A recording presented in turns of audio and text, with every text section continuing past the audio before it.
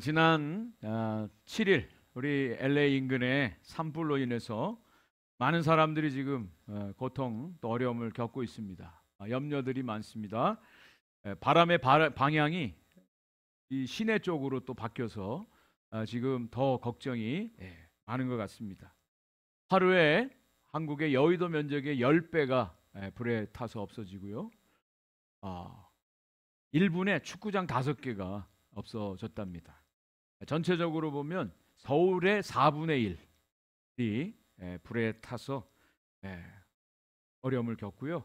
15,000여 채의 집 건물들이 전소되었고 그 피해액만 1,500억 달러, 상상을 초월한 그런 피해가 발생을 할 거라는 예상이 있습니다. 18만 명이 집을 떠나서 지금 대피하고 또 어려움 가운데 있고, 아직까지는 11명이 지금 사망자로 파악이 됐습니다. 많은 분들이 그런 이야기를 하더라고요. 이 불을 보면서 이게 아마겟돈 전쟁이다, 종말의 때다, 마지막 때다, 이런 얘기들을 합니다. 근데 참 희한한 것은 종말의 때라고 말은 하면서도 전혀 종말의 때의 삶을 살지 않는 거예요. 여러분, 종말의 때, 이 마지막 때에 대해서 주님이 우리에게 주신 말씀이 요한계시록이에요. 요한계시록의 말씀의 내용이 뭔지 아십니까? 요한계시록의 말씀의 가장 중요한 주제는 예수님의 재림을 준비하고 회개하라입니다. 그런데 이런 모든 현상들을 보면서도, 말은 마지막 때라고 하면서도 전혀 마지막 때의 삶하고는 상관없는 삶을 살려고 하는 것이 우리들의 문제라고 생각이 되어집니다. 2025년 우리는 그리스도와 함께 승리하는 공동체라는 표를 가지고 시작을 했습니다. 지난주에 말씀을 드렸습니다. 이미 우리는 승리했다, 승리할 것이다, 승리를 향해서 간다가 아니라 이미 승리했다, 이걸 선언하고 살아가는 거예요. 우리가 승리해서가 아니라 그리스도가 이미 승리하셨기 때문에 그리스도 안에 있는 자들이 다 승리자라고 하는 것을 선언했습니다. 이것을 우리가 분명히 알고 기억하고 붙들고 살 때 우리는 담대할 수가 있어요. 요한계시록 1장 1절은 이렇게 시작하고 있습니다. 예수 그리스도의 계시라, 이는 하나님이 그에게 주사 반드시 속히 일어날 일들을 그 종들에게 보이시려고 그의 천사를 그 종 요한에게 보내어 알게 하신 것이라. 반드시 속히 될 일, 이것을 우리에게 보여주신 것이 요한계시록이에요. 이것은 한치의 흩어짐도 없이, 변개 없이 그대로 다 이루어질 것입니다. 이것을 기록한 사도 요한은 하나님의 말씀과 예수님의 복음을 전했다는 이유로 반모라고 하는 섬에 유배를 당했습니다. 지도를 보면 이 반모라고 하는 섬은 에게해의 아주 작은 섬입니다. 그 크기가 우리 한국의 울릉도의 반 정도밖에 되지 않습니다. 길이가 한 10마일이고 폭은 5마일 정도밖에 안 돼요. 거기는 가시와 또 엉겅기 그리고 돌로 되어진 아주 쓸모없는 그런 땅입니다. 그곳에 사도 요한이 유배를 당하고 거기서 하나님의 이 말씀을 받게 됩니다. 계시록 1장 10절 11절에 이 하나님의 말씀을 받는데 이런 말씀이 나와요. 주의 날에 내가 성령에 감동되어 내 뒤에서 나는 나팔 소리 같은 큰 음성을 들으니 이르되 내가 보는 것을 두루마리에 써서 에베소, 서머나, 버가모, 두아디라, 사데, 빌라델비아, 라오디게아 등 7교회에 보내라 하시기로. 여기 주의 날이라고 하는 것은 오늘날 주일을 말합니다. 주님의 날에 하나님의 계시가 요한에게 임했습니다. 이 너희가 본 것을 두루마리에 써서 7교회에다가 보내라 라고 하는 거예요. 그 7교회는 그 당시에 소아시아에 있는 도시에 있는 교회를 말합니다. 이 순서는 그 당시에 우편물, 그 당시에도 우편물이 있었습니다. 이 두루마리에 쓴 우편물이 배달되어지는 순서대로 이렇게 시계 방향으로 돌게 되어 있습니다. 에베소, 서머나, 버가모, 두아디라, 사데, 빌라델비아, 라오디게아. 이 7교회에 보낸 편지가 과연 어떤 뜻이냐? 어떤 신학자들은 이게 어떤 7시대에 맞춰서 하나님이 계시한 말씀이다라고 해석하는 학자들도 있습니다. 그리고 그 당시에 특정한 과거에 있었던 교회들을 향한 하나님의 말씀이다라고 해석하는 학자도 있고, 그리고 장차 앞으로 미래에 올 어떤 교회들에 대한 말씀이기도 하다라고 해석하는 학자들도 있어요. 그런데 정통적으로 저와 여러분들이 속한 우리 교회, 개혁 교회에서는 이 말씀을 역사상의 모든 교회, 또 모든 지역에 있는 하나님의 교회를 향한 하나님의 말씀으로 우리가 받아들입니다. 그래서 어떤 특정한 교회를 향한 말씀이 아니라 21세기에 우리 교회, 또 미국에 있는 모든 교회, 한국에 있는 교회, 모든 전 세계에 있는 교회들을 향한 하나님의 말씀으로 우리가 받아들입니다. 그래서 이 말씀을 통해서 하나님께서는 칭찬도 하시고 경고도 하시고 위로도 하시고 격려도 해주시고 약속을 해주시는 말씀이에요. 근데 이 7교회에 주신 이 말씀에 2가지 공통점이 있습니다. 첫 번째로는 편지를 주신 분이 누군가, 예수 그리스도에 대해서 먼저 설명을 해줍니다. 그리고 마지막에는 이 말씀을 잘 지킨 승리하는 성도들에게 하나님의 약속이 주어집니다. 이 2가지가 공통적. 그래서 저는 우리가 2025년 그리스도와 함께 승리하는 공동체로 시작을 했는데, 마지막 주님의 약속이 이기는 자에게는 이런 복이 임할 것이다 라는 약속이 주어져 있어요. 그래서 승리하는 자, 이기는 자에게 주시는 이 약속의 말씀, 그래서 진정한 승리자가 어떤 사람인가, 이 7교회를 통해서 하나님께서 우리에게 주시는 그 메시지를 오늘부터 7주에 걸쳐서 이 7교회를 향한 하나님의 메시지를 우리가 같이 나누려고 합니다. 또 오늘 첫 번째가 에베소 교회입니다. 에베소 교회에 주신 하나님의 말씀입니다. 첫 번째 대지가 어디 이런 교회 없습니까? 하나님의 역사가 있었던 진정한 교회의 모습을 나타내 보여주고 있어요. 에베소라고 하는 지역을 한번 먼저 보겠습니다. 에베소는요, 지금 터키의 한 항구 도시입니다. 그 당시에 인구가 한 50만 명 정도 됐어요. 그 당시에 50만 명이 엄청난 큰 도시입니다. 이것은 시장, 큰 시장이 형성되어 있던 도시예요. 그리고 로마 제국의 유통이 이곳에서 모여지는 곳입니다. 상업이 발달되어 있고요, 시장이 형성되어 있고요, 은행도 있었고요, 수많은 사람들이 이곳에 몰려왔습니다. 여러분, 돈이 있는 곳에는 또 무엇이 있습니까? 오락이 있죠, 쾌락이 있죠, 방탕함이 있죠. 그 당시에 이 에베소라고 하는 지역은 가장 상업이 발달하고 모든 오락과 종교와 또 문화와 이 모든 것들이 함께 모여있는 그런 도시입니다. 그래서 별명이 아시아의 등불이라는 별명을 가지고 있습니다. 예를 보여드릴게요. 그 당시에 이 에베소에는 2만 5천 명이 한꺼번에 들어갈 수 있는 극장이 있었습니다. 이것이, 그 터가 지금도 이렇게 남아 있어요. 그 당시에 무슨 마이크 시스템이 있었겠습니까? 아무것도 없어요. 그런데 그 밑에서 연설을 하든지 연극을 하면 저 꼭대기에서도 다 들을 수 있습니다. 저도 이곳은 가봤어요. 근데 정말 어마어마합니다. 2만 5천 명 수용 극장이 있고요, 그리고 올림픽 경기가 이곳에서 벌어지고 또 이교도들의 행렬이 있었던 그런 곳입니다. 여기에 또 중요한 유명한 것이 아데미 신전이 있었습니다. 아데미라고 하는 것은 풍요와 다산의 여신입니다. 여러분, 좀 민망하지만 이 아데미 여신상 앞 가슴에는 24개의 유방이 있어요. 그리고 이 몸에는 호랑이 사자, 사슴의 문양이 있고요, 머리에는 바벨론을 상징하는 그런 큰 관이 있습니다. 이것이 로마 제국에서는 다이아나라고 하는 이름으로 불려지고 있습니다. 그 당시에 어마어마한 신전이 있어서 여기서 제사를 드리면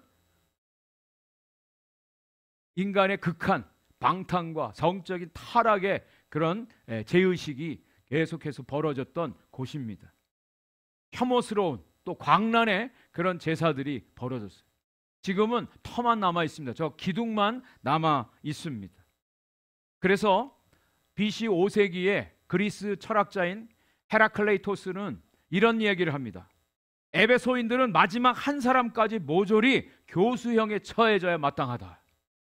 얼마만큼 타락하고 얼마만큼 방탕한 생활을 했는지 에베소 사람들에 대해서 이런 말을 합니다. 그 당시에 이 에베소 지역을 비롯한 소아시아는 세속주의, 그리고 율법주의, 방탕함, 이단, 우상숭배, 이런 것들로 완전히 타락의 아주 큰 지역이 바로 이 에베소예요. 그런데 여러분, 아이러니한 것은 극한 이런 타락과 어둠의 곳에 하나님의 교회가 세워지고, 이곳이야말로 하나님의 역사가 또 가장 많이 일어난 곳입니다. 여러분, 사도행전 19장에 보면 사도 바울이 이 에베소에서 복음을 전했던 기록이 아주 자세히 나와 있습니다.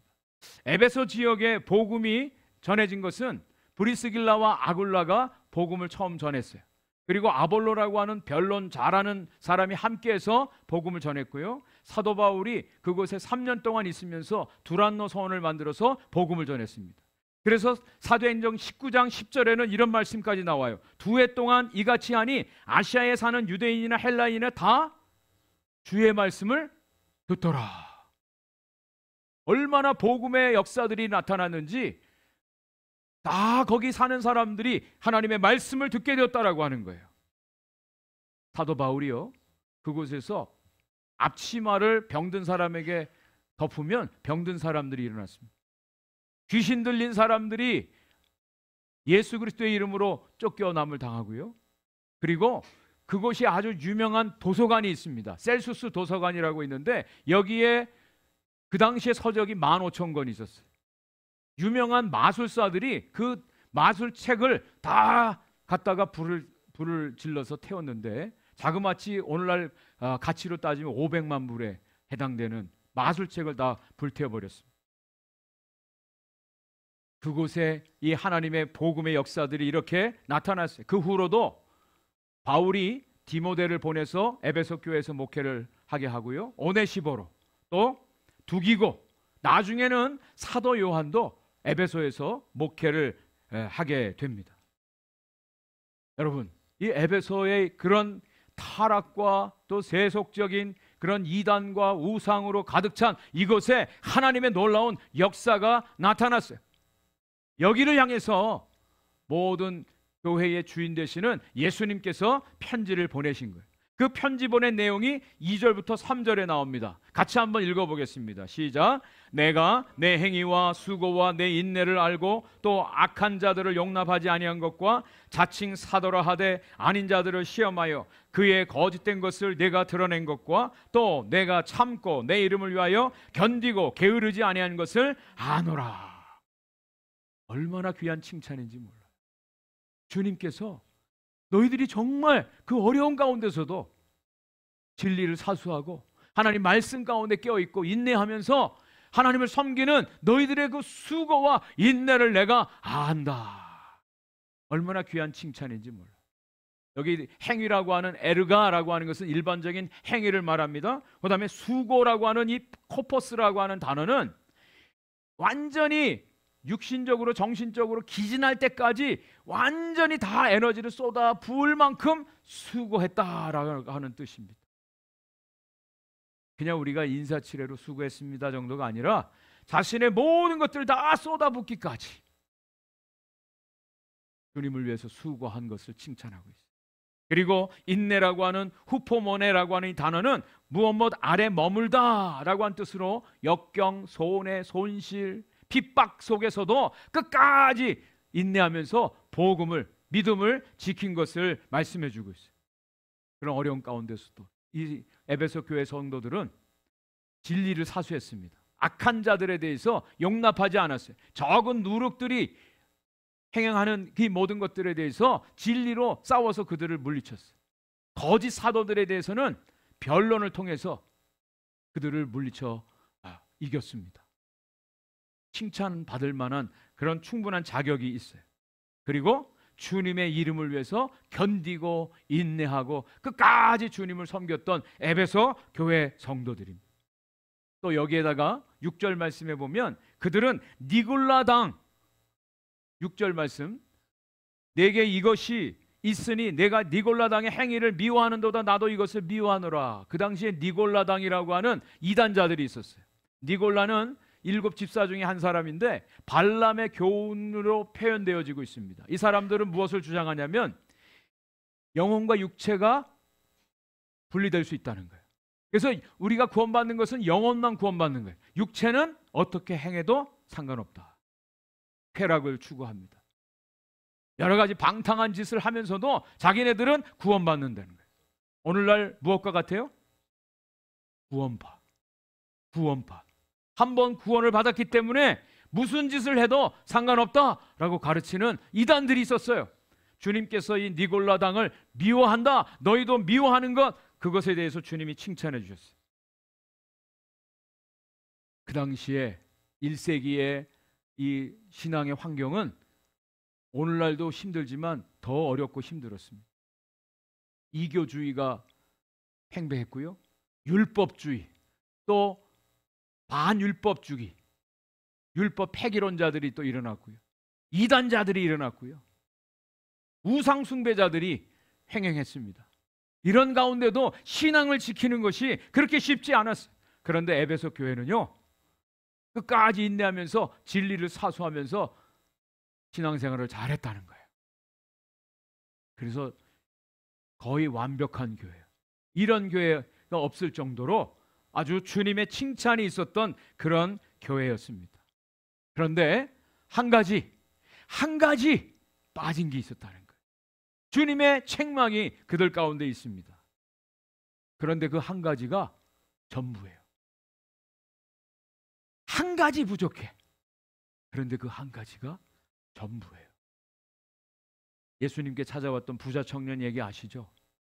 내가 어렸을 때부터 주의 말씀대로 잘 지켰습니다. 나만큼 율법을 잘 순종한 사람 없습니다. 그런데 주님이 내가 한 가지 부족한 게 있다. 내 재산 팔아서 가난한 사람 주고 너는 나를 쫓으라. 한 가지 부족한데 그 한 가지가 전부예요. 큰일 아닙니까? 마치 이것은 비행기가 있는데 비행기 엔진에 지금 불이 붙어서 비행기가 날 수가 없는 것과 같은 거예요. 더 이상 비행기의 역할을, 기능을 할 수 없는 것 같은 거예요.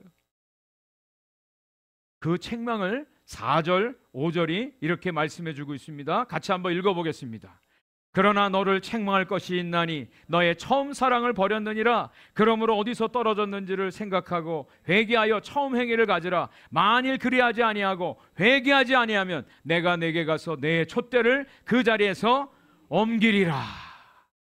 여러분, 모든 걸 다 가졌는데 한 가지가 없어요. 근데 한 가지가 전부예요. 그 한 가지가 뭐예요? 처음 사랑이래요. 처음 사랑이래요. 주님을 사랑하는 그 사랑이랍니다. 여러분, 여쭤보겠습니다. 여러분, 오늘 교회에 오셨는데 무엇으로 오셨습니까? 물론 차 타고 오셨겠죠. 어떤 마음으로 오셨어요? 아, 오늘도 주일이니까 가서 내가 해야 될 일이 있으니까 오신 분들이 있습니다. 또 내가 안 가면 목사님이 또 마음 쓰고 걱정할까 봐 오신 분이 혹시나 있지는 않으십니까? 여러분, 정말 우리들이 모든 주님을 향한 신앙의 동기와 이유는 사랑밖에 없어요. 사랑입니다. 하나님이 우리를 사랑하셨기 때문에 우리도 주님을 사랑하는 거예요. 이 사랑을 잃어버리고 나서도 버젓이 잘하는 것처럼 열심히 하는 경우들이 있어요. 우리가 오늘 이 말씀을 통해서 확인해야 될 것이 바로 주님을 향한 처음 사랑을 내가 지금도 가지고 있는가라고 하는 거예요. 자, 그러면 이 처음 사랑을 어떻게 내가 가지고 있는지 점검할 수 있는데요. 가장 첫 번째로는요, 영적인 무감각함이, 영적으로 무감각해. 주님을 예배해도 별 반응이 없어. 주님의 말씀을 듣거나 읽어도 나하고 별로 상관이 없어. 영적인 무감각. 이것을 통해서 우리를 점검해 볼 수 있어요. 두 번째, 영적인 무감각이 생기면 사람들은요, 대체물을 찾습니다. 주님을 사랑하는 대신에 그것을 대체할 어떤 것들을 찾아요. 그렇게 되면 세 번째 어떤 일이 벌어지느냐? 마음이 분산됩니다. 주님을 향했던 마음이 이제는 다른 것에 관심이 많고 시간 또 모든 에너지를 쓰는 것들이 분산되어져요. 그렇게 되면 나중에는 우리의 심령이 부패하고 맙니다. 그리고 마지막은 심판이죠. 여러분, 형식만 남아도요, 얼마든지 교회는 돌아갈 수 있어요. 메마른 경건의 생활을 하면서도 멋지게 나는 좋은 크리스찬이야 라고 다른 사람들에게 얼마든지 우리를 자랑하면서 살아갈 수도 있어요. 그런데 우리 주님은 알고 계시죠. 또 우리 자신도 알아요. 주님으로 인해서 여러 가지 일들을 할 수도 있습니다. 표적과 기사도 일어날 수 있어요. 진리를 지키기 위해서 변론에서 결코 지지 않아요. 이길 수도 있어요. 그런데 우리 안에 진정한 사랑이 없으면 먼저 우리 안에 영적인 갈급함, 무감각이 생겨지게 됩니다. 요한일서 4장 7절 8절에 요한은 이렇게 우리 신앙을 규정해서 말씀해 주고 있습니다. 같이 한번 큰 소리 읽어보겠습니다. 시작. 사랑하는 자들아, 우리가 서로 사랑하자. 사랑은 하나님께 속한 것이니 사랑하는 자마다 하나님으로부터 나서 하나님을 알고 사랑하지 아니하는 자는 하나님을 알지 못하나니 하나님은 사랑이심이라. 아멘. 아멘. 사랑해. 다른 이유가 없어요. 하나님이 저와 여러분들을 구원해 주신 것은요, 하나님이 사랑이세요. 조건을 보고 사랑하신 것이 아니에요. 어떤 것 때문에 사랑하신 것이 아니에요. 무조건적으로 하나님이 우리를 사랑해 주신 거예요. 그 아들을 우리에게 보내주시고 그 아들이 우리를 위해서 십자가에 죽게 하심으로 하나님의 사랑을 확증해 주셨습니다. 그리고 다른 건 몰라도 하나님이 저와 여러분들 요구하는 게 있어요. 사랑해요. 나만 사랑해라. 나만 바라봐. 우리 하나님은요, 이 사랑에 대해서는 욕심이 많았어요. 나만 바라봐.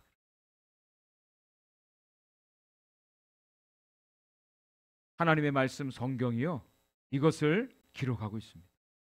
나만 바라봐. 마음을 다른데 빼앗기는 것을 하나님은 결코 용납하지 않으세요. 못 견뎌하세요. 하나님을 사랑하라고 오늘도 말씀해 주십니다. 자, 처음 사랑을 잃어버린 이 에베소 교회 성도들 향해서 세 가지로 주님이 말씀하셔서, 첫 번째, 생각하라. Remember. 어디서 떨어졌는지 생각하라. 우리가 뭐 잘 잃어버리고 다니잖아요. 더 심각한 거는 내가 잃어버렸는데 뭘 잃어버린지조차도 모르면 진짜 심각해지죠. 근데 어쨌든 잃어버렸어요. 그러면 제일 먼저 뭘 해야 됩니까? 자기의 동선을 생각해 보지 않아요? 어디서부터 내가 다녔는가? 그 가능성들 생각해 보면서 그 잃어버린 물건을 찾지 않습니까?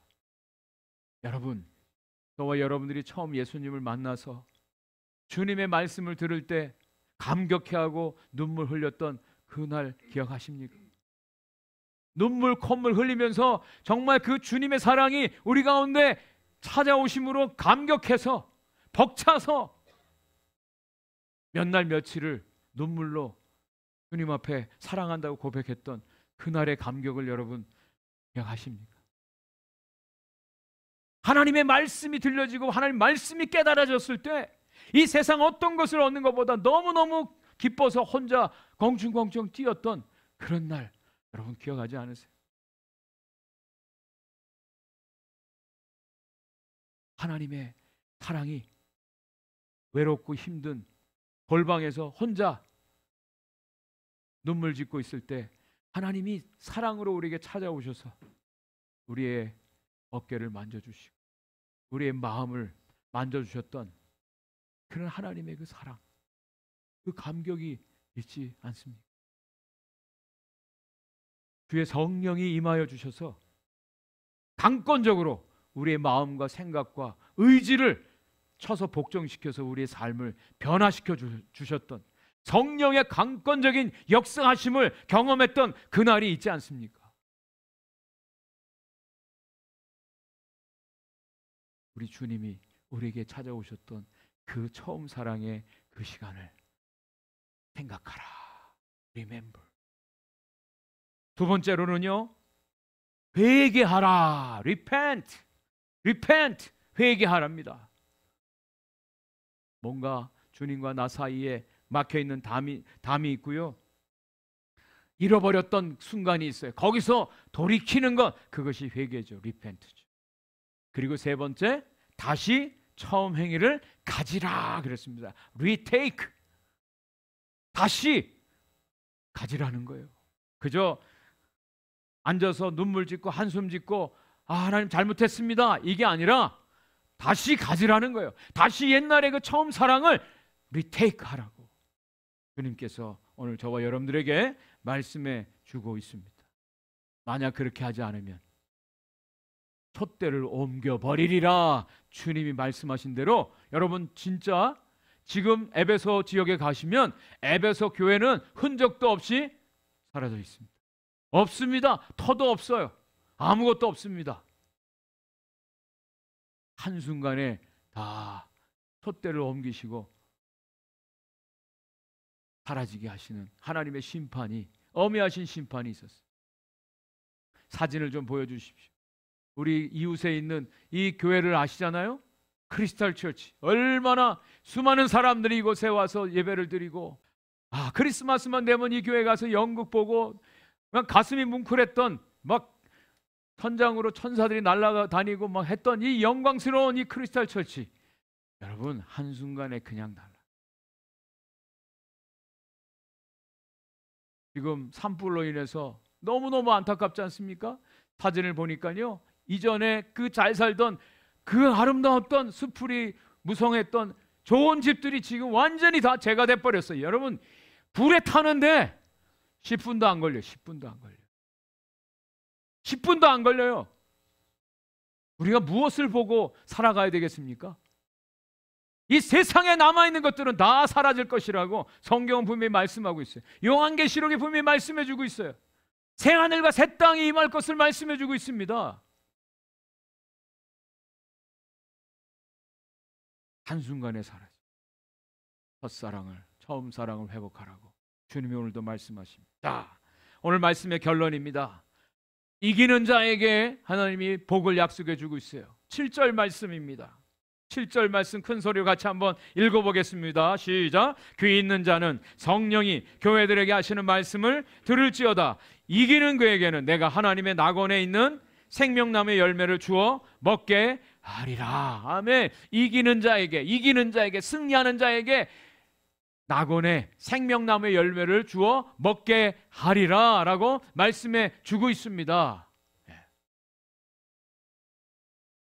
성령이 교회들에게 하시는 말씀을, 오늘날에 많은 사람들은요, 본인들이 듣고 싶은 말씀만을 들으려고 그래요. 보고 싶은 말씀만 찾아서 읽으려고 합니다. 그런데 성경은 주님이 말씀하시는 말씀을 들으라고 오늘도 말씀해 주고 있습니다. 성령이 하시는 말씀을 들을지어다. 요한계시록 1장 3절에 이 예언의 말씀을 읽는 자와 듣는 자와 그 가운데 기록한 것을 지키는 자는 복이 있나니 때가 가까움이라. 주님의 말씀을 읽고 듣고 말씀대로 지키는 자에게 복이 있다고 말씀해 주고 있는데, 오늘 이 에베소 교회 성도들을 향해서 이기는 자에게 주님이 주시는 약속이 있어요. 낙원에 생명나무의 열매를 주어서 먹게 하리라. 생명나무의 열매, 이것이 무엇일까요? 생명나무의 열매. 생명나무가 나오는 것은요, 창세기 3장입니다. 에덴 동산에 생명나무와 선악과가 있었어요. 선악과 먹지 말라 그랬어요. 근데 먹었어요. 타락했어요. 하나님이 생명나무를 지켜서 접근하지 못하게 했습니다. 그 이유가 뭔지 아세요? 타락하고 죄인된 상태에서 생명나무를 먹고 영생할까 두렵다. 하나님 그렇게 말씀하시고 생명나무로 지키십니다. 창세기 3장 24절 말씀이에요. 이같이 하나님이 그 사람을 쫓아내시고 에덴 동산 동쪽에 그룹들과 두루 도는 불칼을 두어 생명나무의 길을 지키게 하시니라. 생명나무로 지키게 하셨어요. 접근 금지예요.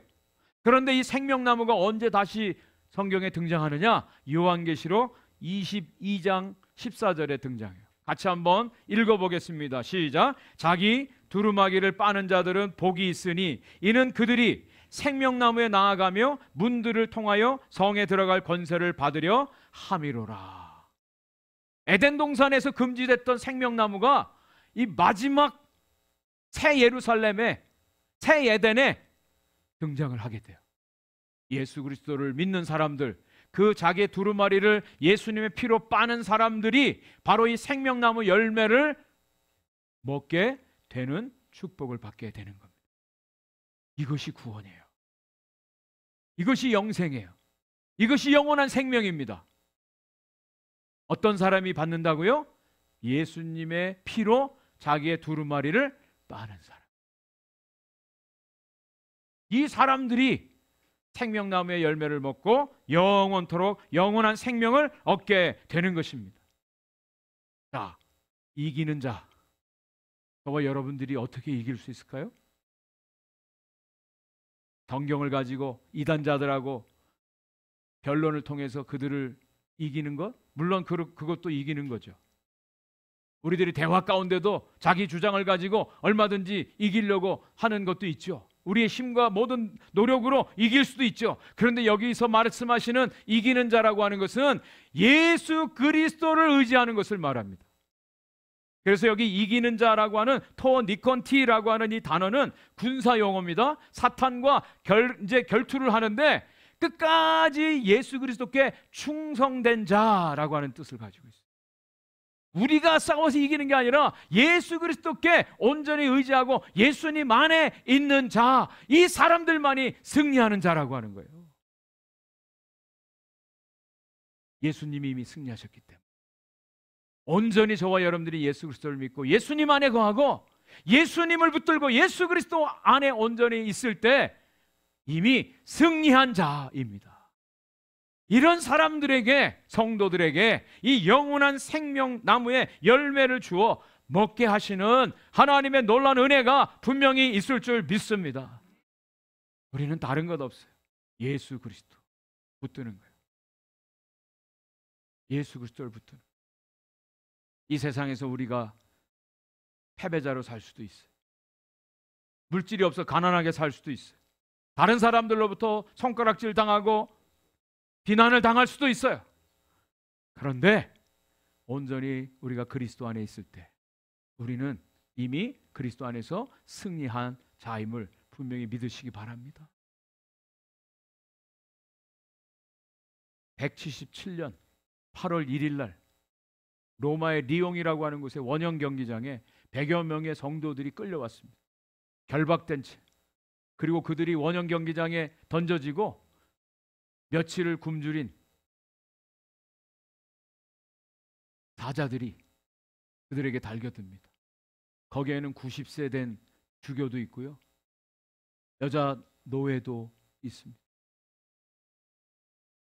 그들의 몸이 완전히 갈기갈기 다 찢겨지고 울부짖으면서